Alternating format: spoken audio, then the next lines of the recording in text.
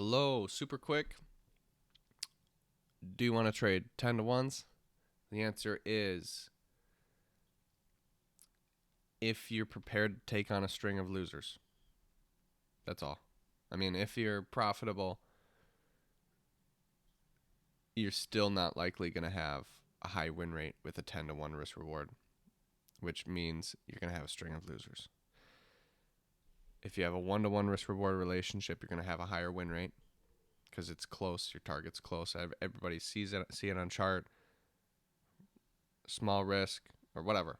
1 to 1 risk, 1 to 1 reward, it's going to hit probably a lot more than a 10 to 1, which is way far away. Higher win rates have less losers in a row and have more of a up and down strategy, very small. But then the 10 to 1s, remember, if you're risking $100 on the trade, $100, $100, $100, $100, finally you make $1,000. $100, $100, $100, $100, $100. Finally, you make $1,000.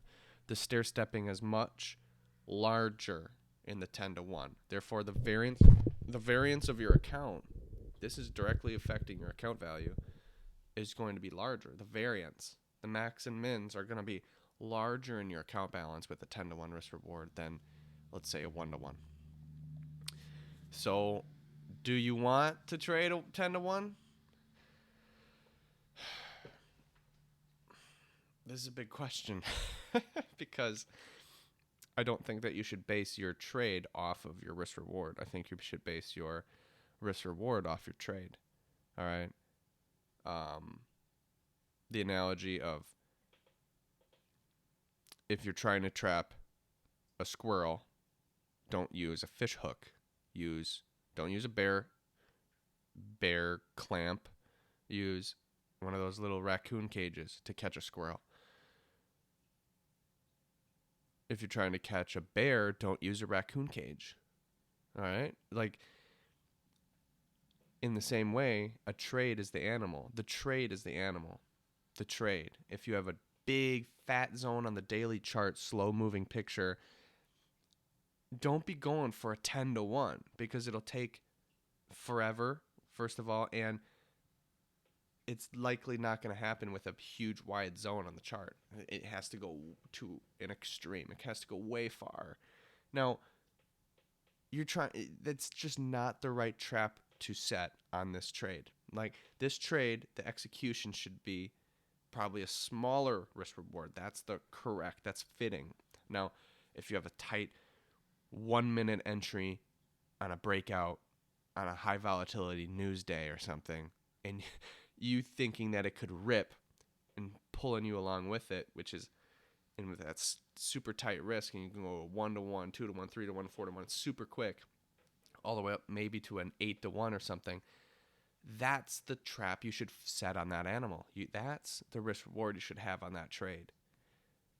So always think about the trade first. What's the trade? What's your idea? What's your theory and everything?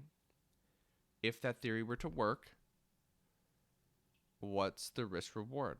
Then you assign the risk reward to it. It shouldn't go the other way around. You shouldn't just, I want a 1 to 1 risk reward strategy, so this one I'm making this in.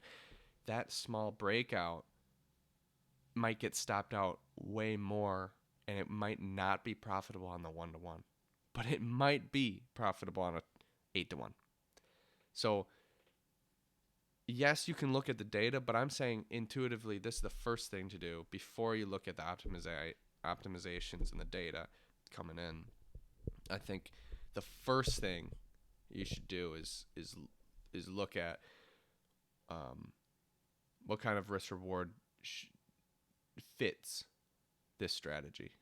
All right, before you look at the data, and then maybe the data comes in and you'll be surprised, but you'll be like, wow, okay. But that gives you more perspective on your trade system. So I think that's it. Just want to keep this short and sweet. That's all.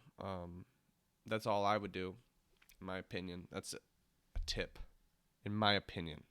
Everybody has their own. So, all right, peace.